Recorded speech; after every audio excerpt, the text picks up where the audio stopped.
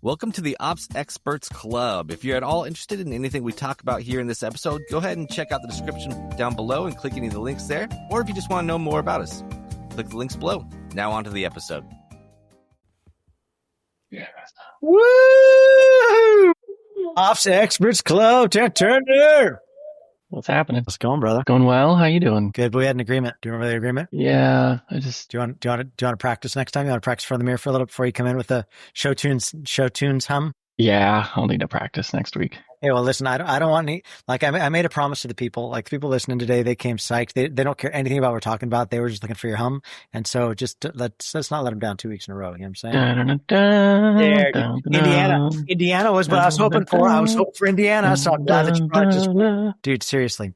I know you do amazing at ops, but if you ever wanted to go to like show tunes, I think that there could be a thing. Like there's a whole indie thing that's going on right there right now where everybody's liking a lot of analog humming with your lips. It could be the next show tune, like showstopper. I only know the two, so I'm going to have to branch out. That's not true. I'm not going to buy that. So, but just think about it. Okay. So anyway, ops experts today, we thought, welcome to the show. It's great to have you here. We thought today would be good to talk about how fast is too fast. When it comes to growing team, when it comes to determining like where you're at in your growth cycle, I really do think that there are times where pouring on the gas is not the right move. I know that visionaries love just always pour on the gas. They're like gas all the time, gas 100% of the time, gas anytime we can do it. And, with the gap analyzer, we actually have, part of the language is pour on the gas. I do think there's a season where, like you've got the base set, but man, it's time now to just pour on the gas because you're ready to scale. But there can be a lot of danger in scaling if you're not ready for scale. And I think that every visionary wants to believe they're ready for scale. But I do think that there's that honest moment where you just need to come to but are we really? Because it's not just about what you can sell. There's no doubt you can sell. Visionaries can sell ice to an Eskimo, right? Like there's all you can sell. That's not the question.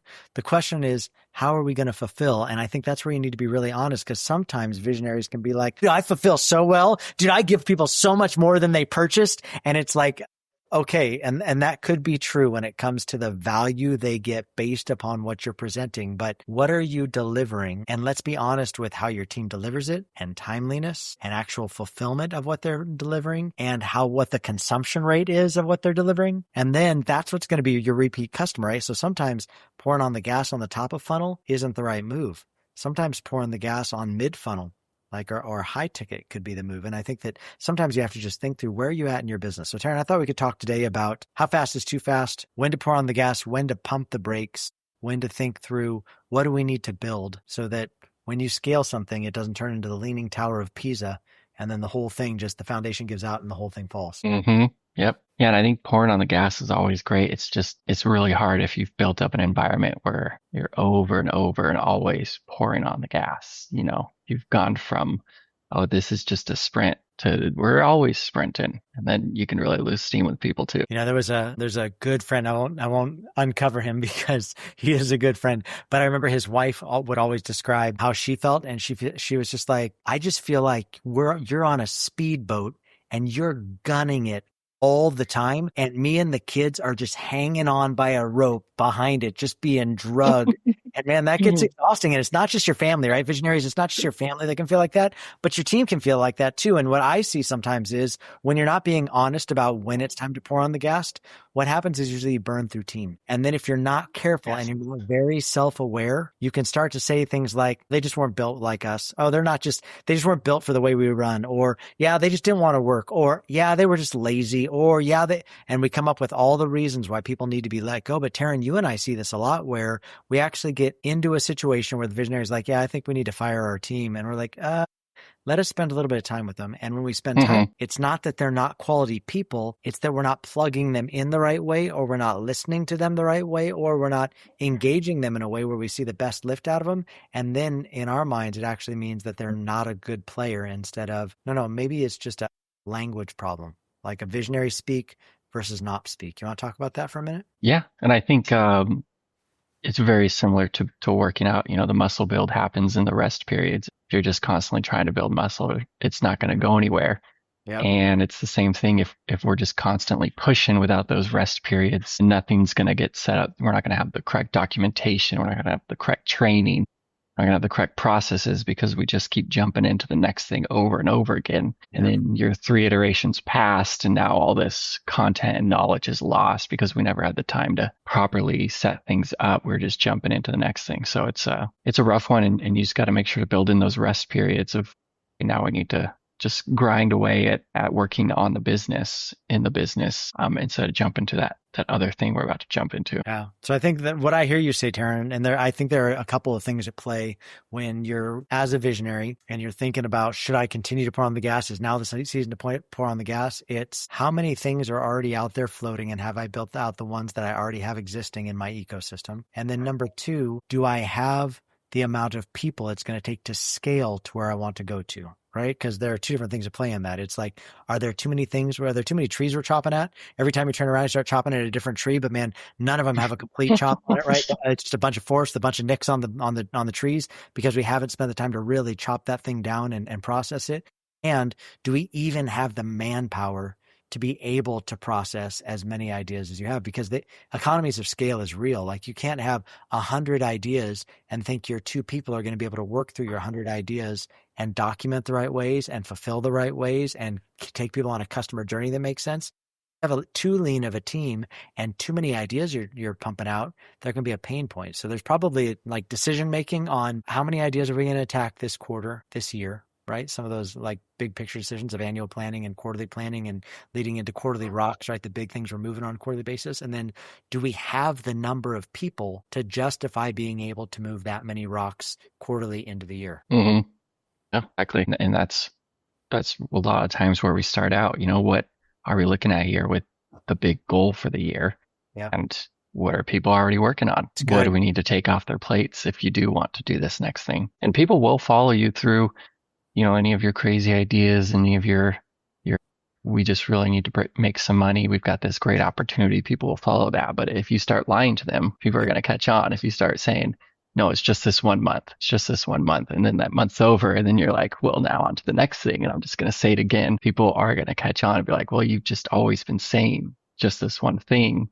And then we'll have a chance to catch up, but it never happens. I think to follow your athleticism analogy, of being an athlete, I don't care how good of a sprinter you are, no one sprints forever. You just can't do it. There's a amount of time that you can make a sprint work. And then there's a time where you need to say, I need to rest, right? I need to pace myself. I need to slow down a little bit. I need to catch my breath. I need to recharge, refuel.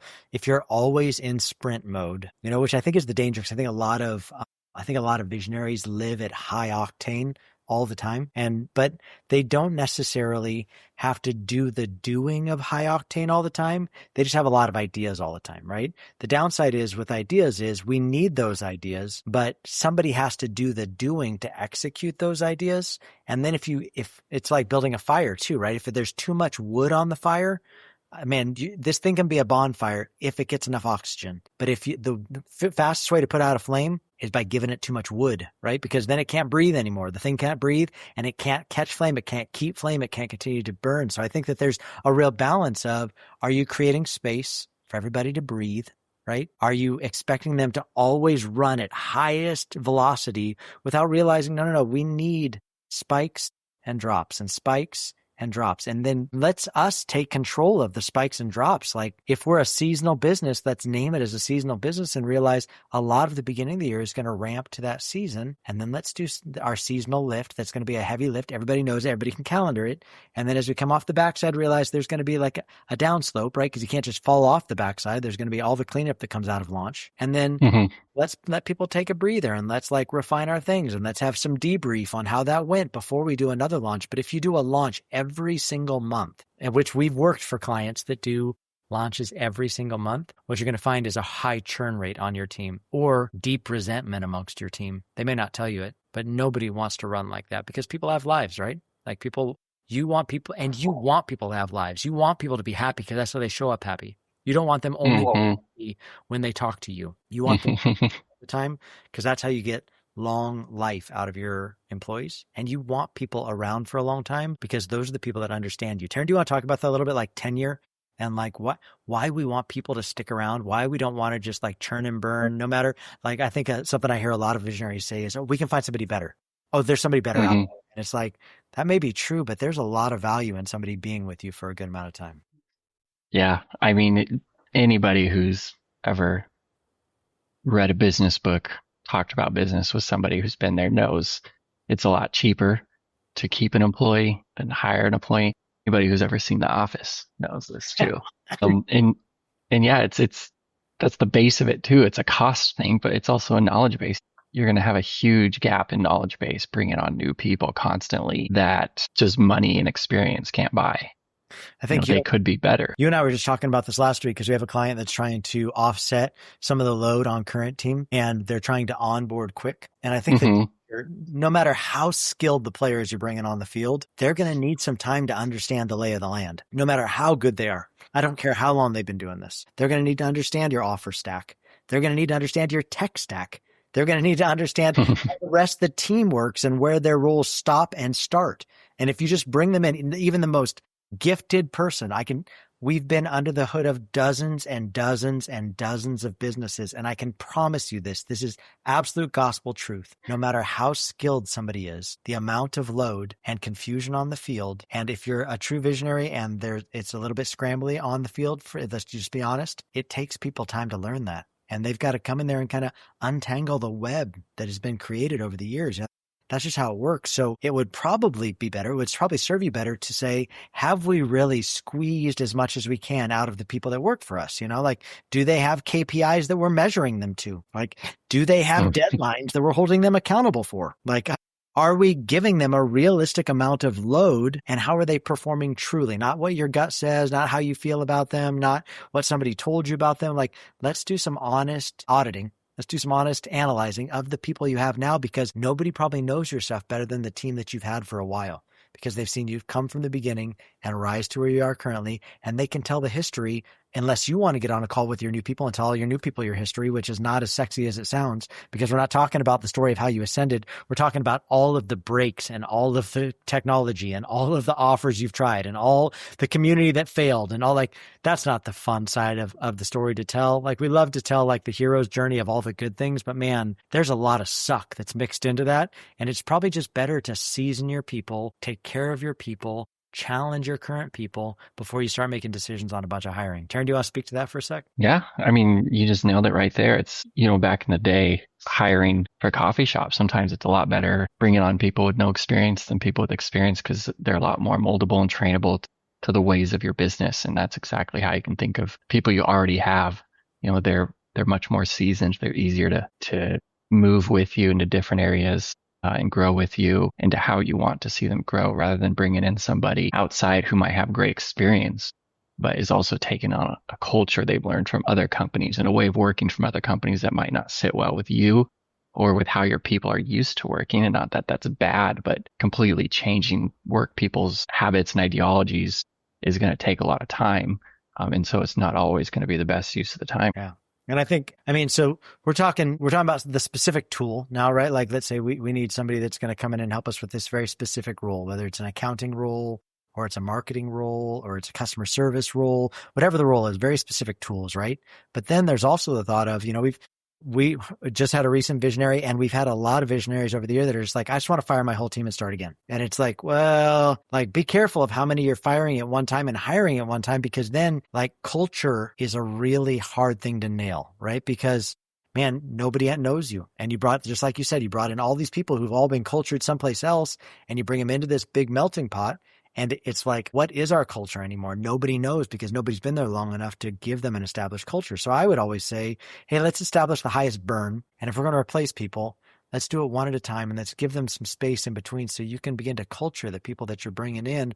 Otherwise, you bring in too many new people, and they're going to absolutely taint the culture of the business. I remember I one time heard the CEO of Entreport talk about how they were growing rapidly, rapid growth, really fast growth. And they were hiring all these high-level execs out of all these different companies. And what he found was it really began to saturate their culture, where it was no longer Entreport's culture. It was all of these other company's culture, all these other C-level or director level individuals coming out of different companies, bringing a mixed culture. And then it was like, well, how do we handle this here at Entreport? Well, I don't know. Nobody's been here long enough to know how we handled it here at Entreport, but this is how I handled it back where I came out of DocuSign, you know what I mean? Or wherever it was. So it was like, you get this hodgepodge of culture, And that really does affect the morale of team and the performance of team.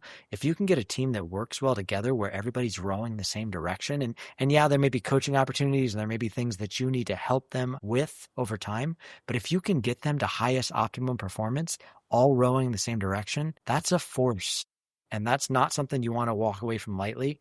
You can get great ROI out of that if you realize the value in them. But I think a lot of visionaries, they get tired of the inconsistencies. But a lot of times are not willing to acknowledge the inconsistencies are theirs. And then they blame it on the people when there's probably more to it than that. Mm-hmm. So Terryn, as we wrap it up, if you haven't taken the Gap Analyzer quiz yet, that's where we talk about, should you pour on the gas? Check it out. gapanalyzer.com/score. It's a free quiz and it'll tell you right where you're at. Are you in a spot you need to pour on the gas? Should you be pumping the brakes? Are you at a spot where you're almost pouring on the gas and you're almost there? It's going to give you a good rating of that. Check it out. Hope you enjoy it. Terryn Turner, don't disappoint us next time. I want to hear a humming right when we come in because that's going to be so good and I'm excited to see what it could be. And then I hope we get to see you back here next week. Same place. Yes. Ops Experts. See ya.